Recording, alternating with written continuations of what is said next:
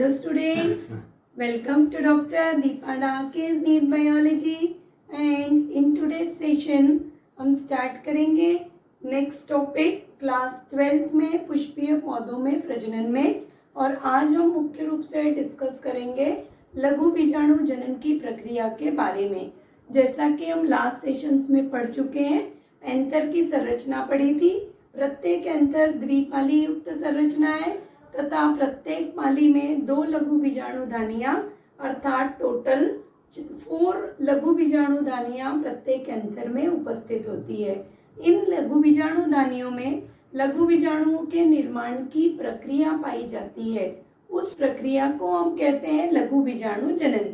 तो आइए अब हम पढ़ते हैं कि लघु बीजाणु जनन क्या है, किस प्रकार का विभाजन इस प्रक्रिया के में उत्तरदायी है तथा लघु बीजाणु जनन के 2 प्रकारों का पुष्पीय पौधों में हम अध्ययन करते हैं। अब प्रारंभ में जब हम लघु बीजाणु जनन पढ़ना प्रारंभ करते हैं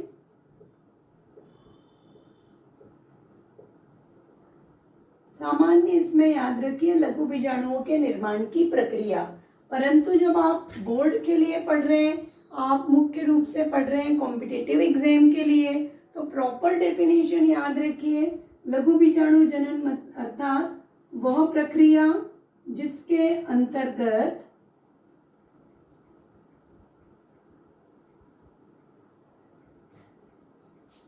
द्विगुणित बीजाणु मातृ कोशिका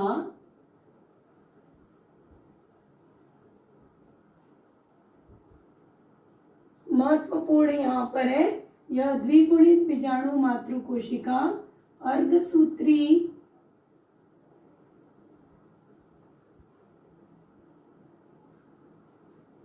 विभाजन द्वारा 4 अगुणित लघु बीजाणुओं का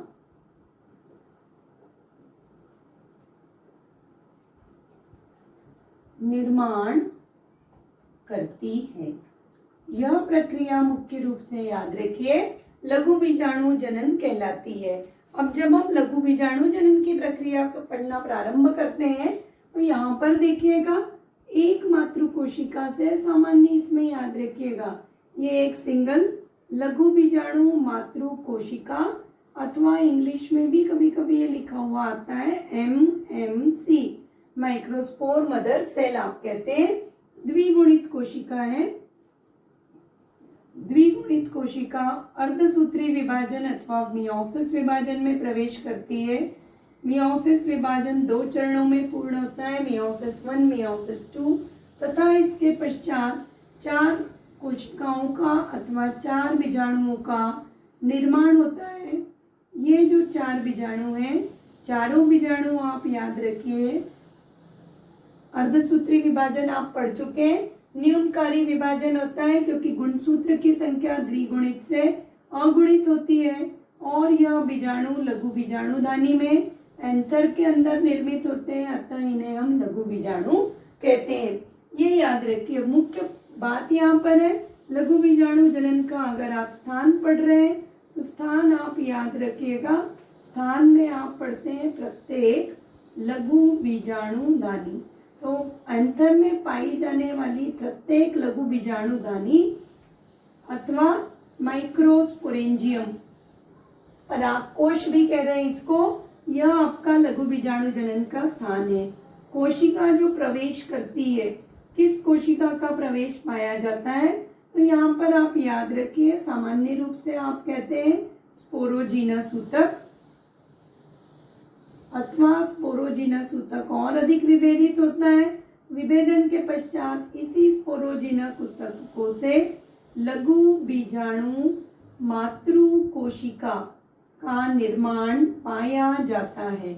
लघु बीजाणु मातृ कोशिका आप याद रखिएगा किसका निर्माण करती है, लघु बीजाणुओं का निर्माण करती है। और विभाजन जैसा कि आप पढ़ रहे हैं किस प्रकार का लघु बीजाणु जनन, किस प्रकार का विभाजन है, तो लघु बीजाणु जनन में आप याद रखिए मुख्य रूप से जो विभाजन है वो किस प्रकार का होगा, न्यूनकारी विभाजन अथवा अर्धसूत्री विभाजन पाया जाता है। ये भाग इतना आपको याद रखना है इंट्रोडक्शन जब आप पढ़ते हैं लघु बीजाणु जनन का। दूसरा जो इसका परिणाम है, परिणाम क्या है? प्रत्येक मातृ कोशिका से 4 लघु बीजाणुओं का निर्माण पाया जाता है और समस्त लघु बीजाणु, ये जो 4 लघु बीजाणु निर्मित हो रहे हैं, ये चारों लघु बीजाणु याद रखिए क्रियाशील लघु बीजाणु होते हैं। क्रियाशील लघु बीजाणु से अर्थ है कि चारों लघु बीजाणुओं में नए युग्मकोद्भिद अथवा नर युग्मकोद्भिद के निर्माण की क्षमता पाई जाती है। तो परिणाम अगर कहीं पूछते हैं तो याद रखिए एक मातृ कोशिका से 4 लघु बीजाणुओं का निर्माण तथा चारों के चारों लघु बीजाणु कैसे होंगे? आपके क्रियाशील होते हैं एवं भविष्य में नर युग्मकोद्भेद अथवा मेल गैमेटोफाइट में निर्मित होते हैं। तो ये पार्ट आप याद रखिए। अब यहाँ पर हम पढ़ते हैं लघु बीजाणु जनन के प्रकार। 2 प्रकार होते हैं। एक आपका होता है लघु बीजाणु प्रकार। आप एक तो देखिए किस आधार पे पढ़ रहे हैं। जब आपने कोशिका विभाजन पढ़ा है क्लास 11th में, तब आप पढ़ते हैं कोशिका विभाजन की प्रक्रिया में कि कोशिका विभाजन में प्रत्येक केंद्रकीय विभाजन के बाद कोशिका द्रव्य का विभाजन पाया जाता है। तो जब केंद्रकीय विभाजन के पश्चात कोशिका द्रव्य का विभाजन होगा तो वो विभाजन कोशिकीय प्रकार का होता है। परंतु प्रत्येक केंद्रकीय विभाजन के बाद अथवा केंद्रक के विभाजन के पश्चात, मान लीजिए केंद्रक विभाजन केवल हो रहा है परंतु कोशिका द्रव्य का विभाजन नहीं होता है, उस अवस्था में हम विभाजन को कहते हैं केंद्रकीय प्रकार का विभाजन। और इसी के आधार पर हम पढ़ते हैं कि लघु बीजाणु जनन की प्रक्रिया मुख्य रूप से 2 प्रकारों में संपन्न होती है। तो यहाँ पर अब हम पढ़ते हैं लघु बीजाणु जनन की प्रक्रिया अथवा लघु बीजाणु जनन के प्रकार।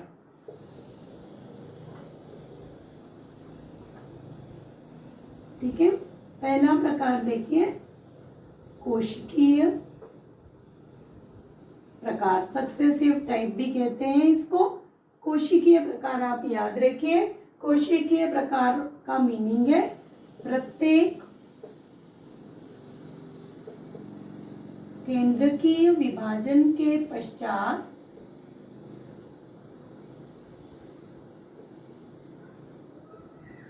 केंद्रकीय विभाजन को हम कैरियोकाइनेसिस भी कहते हैं। तो आप ये भी कह सकते हैं कि प्रत्येक कैरियोकाइनेसिस के पश्चात साइटोकाइनेसिस की प्रक्रिया जब संपन्न होती है तो प्रत्येक केंद्रकीय विभाजन के पश्चात कोशिका द्रव्य का विभाजन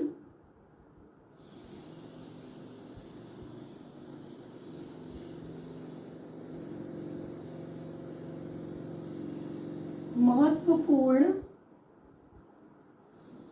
लक्षण है तथा इस प्रकार के विभाजन को हम कहते हैं कोशिकीय विभाजन। परिणाम स्वरूप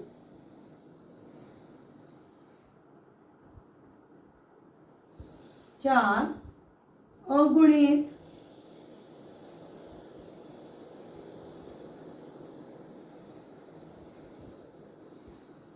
लघु बीजाणुओं का निर्माण पाया जाता है।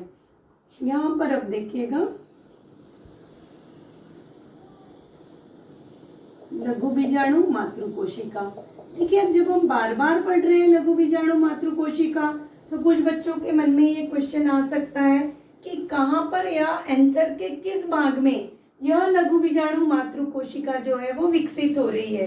लास्ट क्लास में आपने एंथर की भित्ति की संरचना पढ़ी थी, उस समय आप याद रखिए, बहुत शॉर्ट डायग्राम यहाँ पे ड्रॉ कर रहे हैं। एंथर की भित्ति की संरचनाओं के समय हमने एंथर की यह 4 कॉर्नर्स पर एक एक बीजाणुधानी का निर्माण किया था और प्रत्येक बीजाणुधानी में हम कह रहे हैं एक ही समय में लघु बीजाणु जनन की विभिन्न प्रावस्थाएं संपन्न होती है। तो प्रारंभिक अवस्थाओं में यहाँ पर याद रखिए कि जब लघु बीजाणु जनन प्रारंभ नहीं हुआ है उस दौरान यहाँ पर पाया जाने वाला ऊतक द्विगुणित है और यह ऊतक स्पोरोजीनस ऊतक कहलाता है। इसी ऊतक में से अनेक कोशिकाएं विभेदित होती हैं और विभेदन की यहाँ केवल हम 3 सेल्स ड्रॉ कर रहे हैं। इस ऊतक में से कुछ कोशिकाएं विभेदित होती हैं और विभेदन के पश्चात आप याद रखिएगा, विभेदन की प्रक्रिया के पश्चात ये कोशिका आपकी लघु बीजाणु मातृ कोशिका कहलाती है। तो जब भी आपको कहीं डाउट हो रहा है कि लघु बीजाणु जनन कहाँ हो रहा है, मातृ कोशिका कहाँ उपस्थित होगी, तो आप ये याद रखिए कि ये कोशिकाएं कहाँ उपस्थित होंगी जो आपका एंथर है, एंथर में उपस्थित लघु बीजाणु दानी के अंदर ये कोशिकाएं मुख्य रूप से उपस्थित होती है। ये पार्ट याद रखिए। अब हम आगे की प्रक्रिया यहाँ पर पढ़ना प्रारंभ करते हैं। यह आपकी है लघु बीजाणु मातृ कोशिका। ये मातृ कोशिका आप याद रखिए पुनः स्वभाव में द्विगुणित होगी। गुणसूत्र की संख्या प्रत्येक पौधे की प्रजाति के ऊपर निर्भर करती है। मटर के पौधे में द्विगुणित गुणसूत्र की संख्या 14 होती है, तो वहां पे 2n = आ जाएगा आपका 14 अथवा 14। अब यह मातृ कोशिका मियोसिस 1 अथवा अर्धसूत्री विभाजन 1 को पूर्ण करती है। जब यह अर्धसूत्री विभाजन को पूर्ण करती है तो पहले देखिए केंद्रकों का विभाजन संपन्न हुआ, परिणाम स्वरूप 2 केंद्रक निर्मित हुए। अर्धसूत्री विभाजन की जो पहली प्रावस्था है अथवा मियोसिस 1, यह न्यूनकारी विभाजन होता है, जिसके परिणाम स्वरूप द्विगुणित से कितने केंद्रकों का निर्माण हुआ, अगुणित केंद्रक, और तत्पश्चात कोशिका द्रव्य 2 समान भागों में विभाजित हो जाता है। तो यहाँ पर अब आप याद रखिएगा कोशिका द्रव्य का विभाजन और 2 अगुणित कोशिकाओं अथवा सेल्स का निर्माण। पुनः ये दोनों कोशिकाएं अपने अपने स्तर पर एक ही समय में मियोसिस 2 अथवा अर्धसूत्री विभाजन 2 की प्रक्रिया को पूर्ण करते हैं। तत्पश्चात प्रत्येक कोशिका में 2 केंद्रक अर्थात टोटल अगर आप देखते हैं 4 केंद्रकों का निर्माण पाया जाता है, और इन 4 केंद्रकों में पुनः कोशिका भित्ति अथवा कोशिका द्रव्य का विभाजन और कोशिका द्रव्य के विभाजन के परिणाम स्वरूप आप यहाँ याद रखिएगा यहाँ पे कितनी कोशिकाएं निर्मित हुई, 4। ये आपका निर्मित होता है अगुणित लघु बीजाणु चतुष्क एंड लघु बीजाणु चतुष्क। चतुष्क का मीनिंग क्लियर है कि जब 4 कोशिकाओं का समूह होता है तब उसको आप चतुष्क अथवा टेट्राड कहते हैं। तो लघु बीजाणु चतुष्क का यहाँ पर निर्माण हुआ है। चतुष्क में चारों बीजाणु एक दूसरे के संपर्क में होते हैं। इस प्रकार के चतुष्क जिसमें 2 के बीजाणु ऊपर और 2 बीजाणु नीचे होते हैं अथवा चारों बीजाणु एक एक सतह पर पाए जाते हैं, इसको हम सामान्य रूप से कहते हैं आइसोबाइलेटरल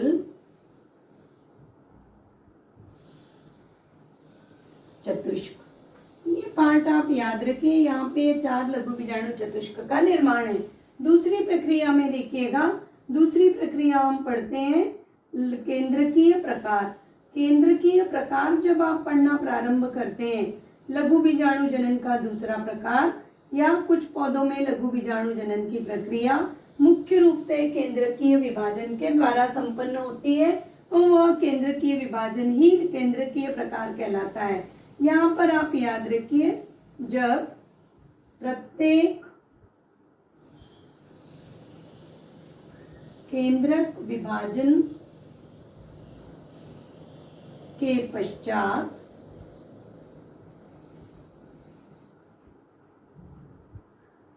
कोशिका द्रव्यीय विभाजन क्या होगा, जब कोशिका द्रव्य का विभाजन, ठीक है, जब प्रत्येक केंद्रक विभाजन के पश्चात कोशिका द्रव्यीय विभाजन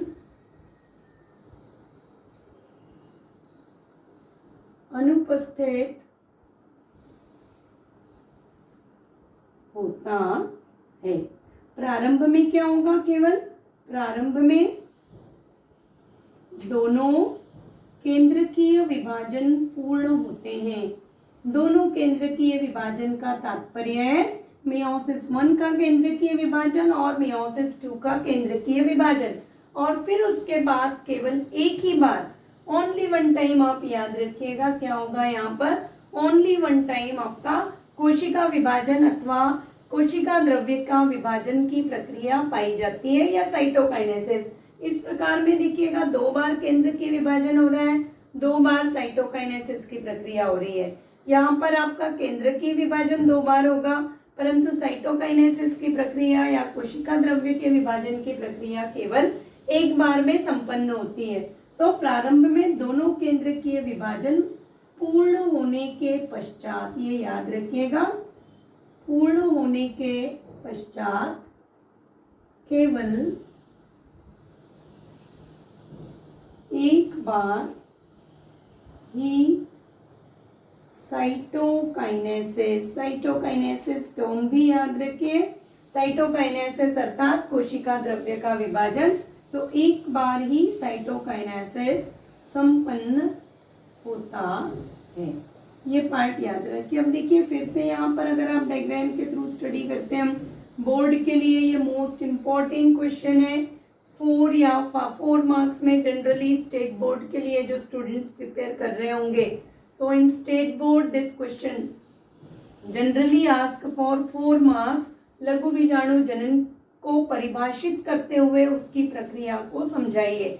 प्रक्रिया को समझाइए का मीनिंग है कि आपको लघु बीजाणु जनन के दोनों प्रकारों का उल्लेख वहां पे करना है। तो यहाँ पर आप याद रखिए, पुनः यह अपनी मातृकोशिका, यह मातृकोशिका कैसे होगी आपकी? लघु बीजाणु मातृकोशिका, स्पोरोजिनस कोशिका से यह उत्तक से निर्मित होती है। यह मातृकोशिका सर्वप्रथम मियोसिस 1 में प्रवेश करती है और मियोसिस 1 को पूर्ण करने के पश्चात केवल यहाँ पर 2 केंद्रकों का निर्माण होता है, परंतु कोशिका द्रव्य का विभाजन पूर्ण रूप से अनुपस्थित होता है। ये पार्ट याद रखिए। अब इसके पश्चात मियोसिस 2 कंप्लीट होगा। मियोसिस 2 में भी आप याद रखिए केवल गुणसूत्र विभाजन, केवल केंद्रकीय विभाजन होगा एवं परिणाम स्वरूप 4 केंद्रकों का निर्माण पाया जाता है। तो यहाँ पर देखिए 2 कोशिकीय अवस्था, 4 कोशिकीय अवस्था, यहाँ 2 केंद्रकीय अवस्था, यहाँ पर 4 केंद्रकीय अवस्था एवं तत्पश्चात यहाँ पर क्या होगा? कोशिका भित्ति का अथवा कोशिका द्रव्य का विभाजन पाया जाता है। तो ये पार्ट इतना याद रखिए। अब इसके बाद देखिए जब आप ये पढ़ रहे हैं तो यहाँ पर क्या होगा आपका? कोशिका का जब भित्ति का निर्माण होना प्रारंभ होता है, एक टेट्राहीड्रल चतुष्क के समान संरचना का निर्माण होता है। टेट्राहीड्रल चतुष्क सामान्य रूप से पाया जाने वाला लघु बीजाणुओं का चतुष्क जो है वो कहलाता है टेट्राहीड्रल चतुष्क।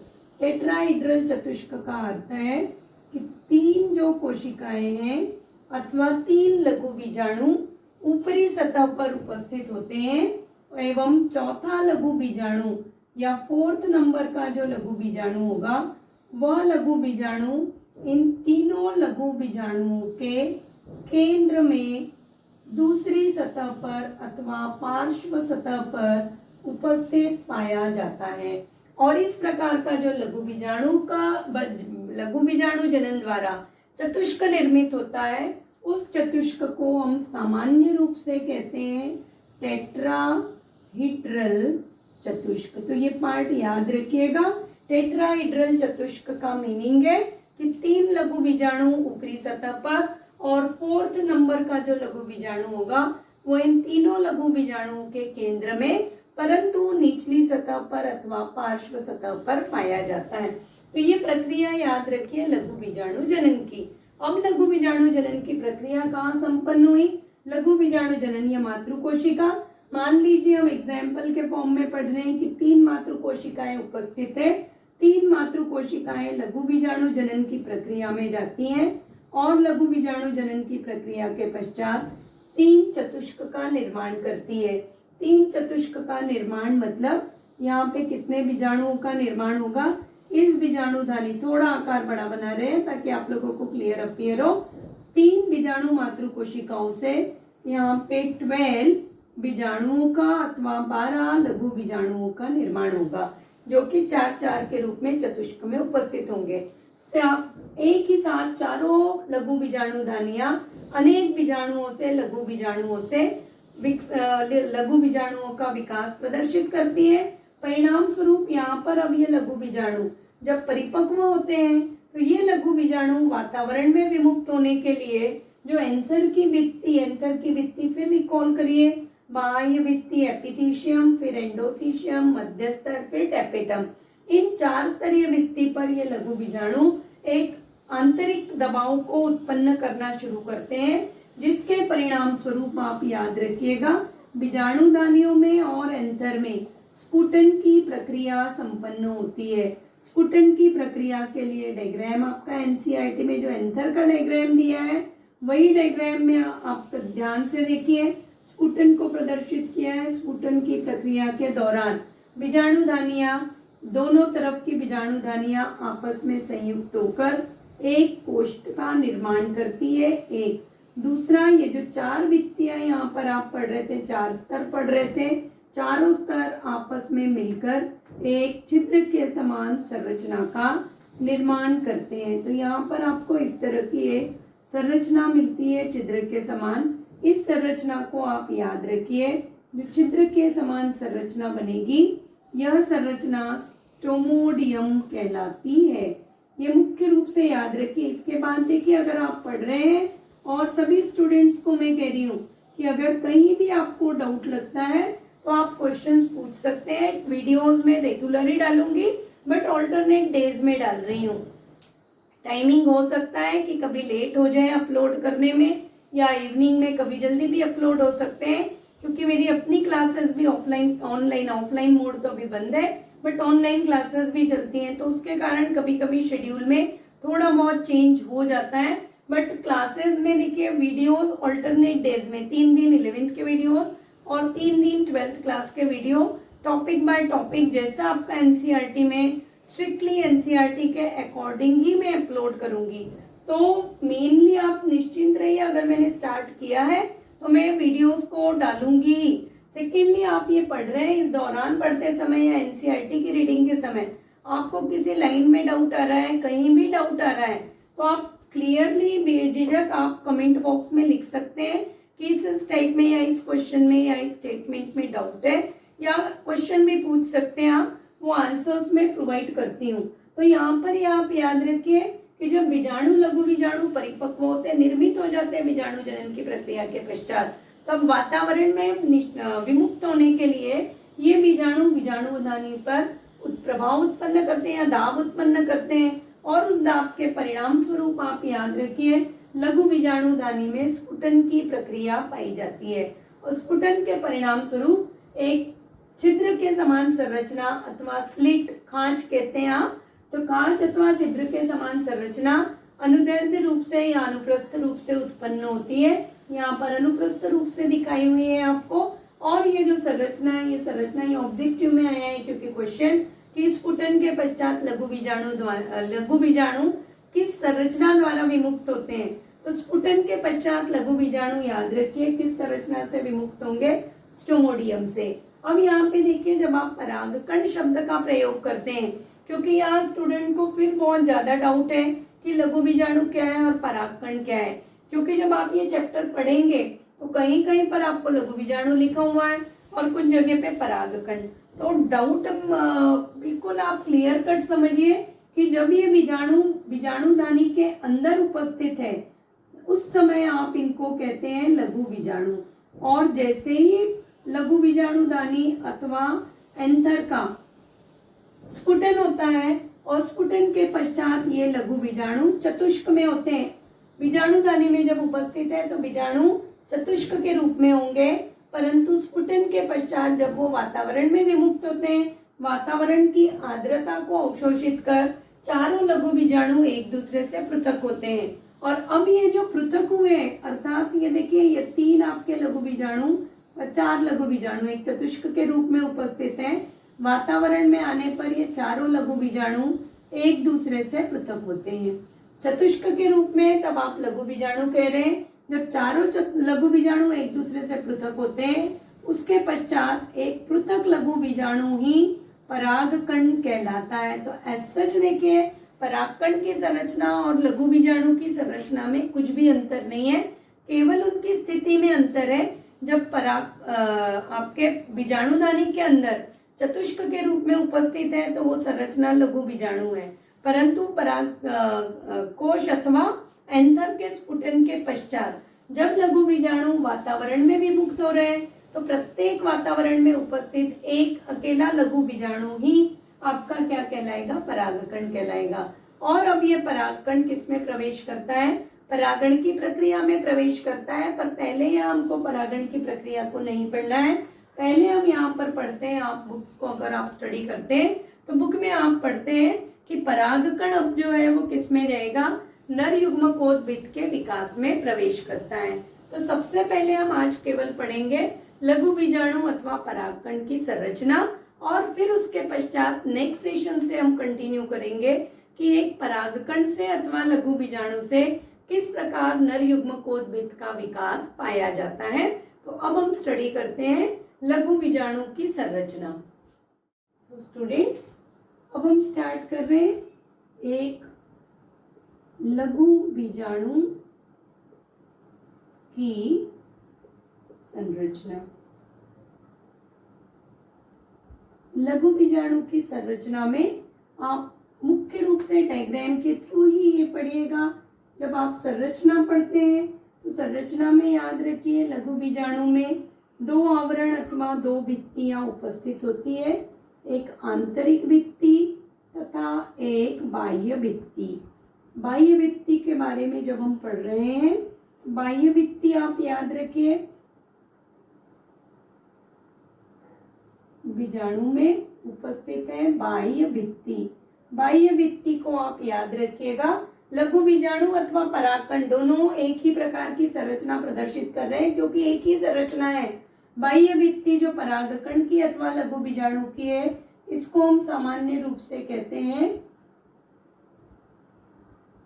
एक्साइन तथा आंतरिक भित्ति को कहा जाता है इंटाइन। ये पार्ट एक तो याद रखिए, बाह्य भित्ति तथा आंतरिक भित्ति। परागण की अथवा लघु बीजाणु की बाह्य भित्ति एक्साइन और आंतरिक भित्ति इंटाइन कहलाती है। दूसरा, बाह्य भित्ति पर अगर आप डायग्राम देखेंगे, एनसीईआरटी में भी डायग्राम्स दिए, टॉप ऑफ द पेज पे ही 2-3 डायग्राम है और उसमें स्पोरोपोलेनिन का अलग अलग परागकणों में डिपोजिशन प्रदर्शित किया है। तो यहाँ पर आप देखिए जो बाह्य भित्ति केवल 1 अथवा 2 इसमें ये डार्क करते हैं, तो यहाँ पर देखिए परागकणों की बाह्य भित्ति में स्पोरोपोलेनिन कांटेनुमा संरचनाएं आपको मिलती है। ये जो कांटेनुमा संरचनाएं होती है ये मुख्य रूप से आप याद रखिएगा स्पोरोपोलेनिन नामक, पहले क्लास में हम पढ़ चुके हैं कि स्पोरोपोलेनिन क्या है। तो स्पोरो और टेपेटम के द्वारा स्रावित होता है। तो स्पोरोपोलेनिन का यहाँ पर क्या होगा, डिपोजिशन अथवा जमाव पाया जाता है और जिसके कारण यहाँ पर हम कह रहे हैं कांटेनुमा अथवा स्पाइनी आउट ग्रोथ आपको परिलक्षित होती है। तो ये पार्ट याद रखिएगा, यहाँ पे आपको क्या मिलेगा, स्पाइनी आउट ग्रोथ। बाह्य भित्ति सामान्य रूप से सेल्यूलोज से निर्मित है तथा इस सेल्यूलोज के ऊपर अथवा बाह्य भित्ति के ऊपर स्पोरोपोलेनिन का जमाव होता है। परिणाम स्वरूप यह संरचना लघु बीजाणु अथवा परागकण वातावरण के दबाव, ताप, विभिन्न प्रकार के रसायन, एंजाइम, पीएच की भिन्न भिन्न रेंज के प्रति क्या हो जाएंगे, आपके रेजिस्टेंट होते हैं। उच्च से उच्च ताप पर भी यह स्पोरोपोलेनिन कभी भी ब्रेक नहीं होते हैं और परिणाम स्वरूप इसमें उपस्थित परागकण अथवा जो केंद्रक है अगुणित, वो केंद्रक क्या होगा, सुरक्षित रहता है। नेक्स्ट आप आंतरिक भित्ति पढ़ते हैं, तो आंतरिक भित्ति के लिए बिल्कुल याद रखिएगा, जो आंतरिक भित्ति है ये क्वेश्चन आ रहा है, बार बार आ रहा है ऑब्जेक्टिव्स के लिए। आंतरिक भित्ति का रासायनिक संगठन, तो आंतरिक भित्ति मुख्यतः पेक्टोसेलुलोज से निर्मित होती है, अर्थात इसमें पेक्टिन प्लस सेल्यूलोज। तो पेक्टोसेलुलोज आप याद रखिए, पेक्टोसेलुलोज से निर्मित होती है, ये पार्ट याद रखिएगा। बाह्य भित्ति पे देखिए कुछ वीक एरिया अथवा कमजोर क्षेत्र है। वीक एरिया का मतलब है जहाँ पे स्पोरोपोलेनिन पूर्ण रूप से अनुपस्थित होते हैं। इस एरिया को हम सामान्य रूप से कहते हैं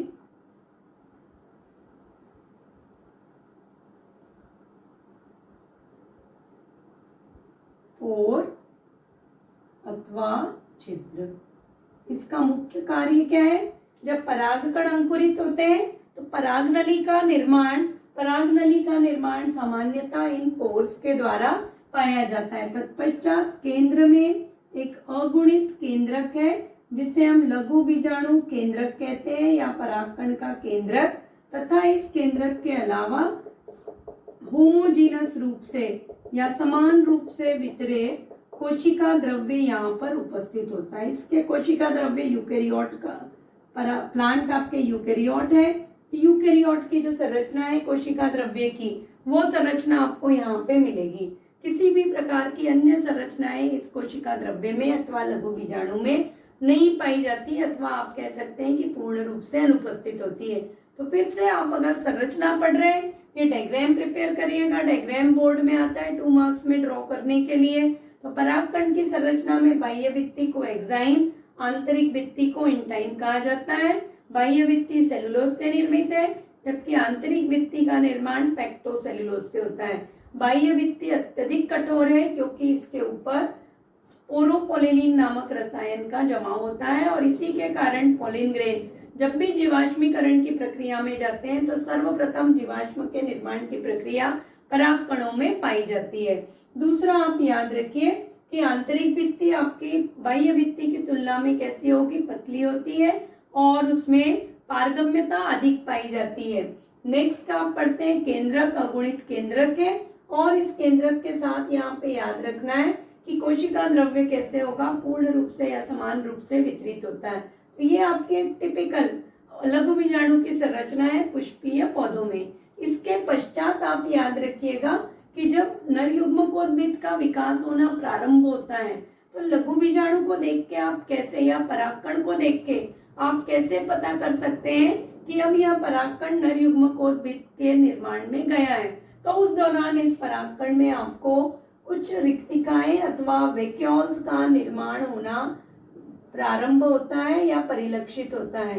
तो जैसे ही किसी भी परागकण अथवा लघु बीजाणु में याद रखिए वैक्यूल्स अथवा रिक्तिका का निर्माण आपको दिखना प्रारंभ होगा, उसका मीनिंग है कि यह लघु बीजाणु अथवा यह परागकण अब नर युग्मकोद्भिद के विकास की प्रक्रिया में प्रवेश कर जाता है।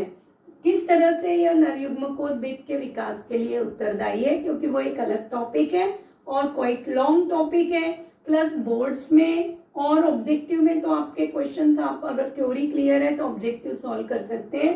बोर्ड में आपको एक सेपरेटली क्वेश्चन भी आता है कि पुष्पीय पौधों में नर युग्मकोद्भिद के विकास को सचित्र स्पष्ट करिए, तो इसलिए उसको हम सेपरेटली नेक्स्ट सेशन में कंप्लीट करेंगे। जो आज इतना पार्ट हम यहीं पे कंप्लीट करते हैं। कहीं भी डाउट हो फिर कहेंगे, आप डाउट्स को क्लियर करते जाइए, टॉपिक बाय टॉपिक क्लियर करते जाइए। So end of session exam time पर आपके पास डाउट जो होंगे वो नियरली एब्सेंट रहते हैं, ओनली आपको फोकस करना होता है अपनी स्टडीज पे। और नेक्स्ट सेशन तक चैनल के साथ कनेक्ट रहिए। जो न्यू स्टूडेंट्स हैं उनको फिर रिक्वेस्ट करूंगी कि kindly subscribe my channel, like my videos, share my videos, and up to next session, stay motivated and stay blessed.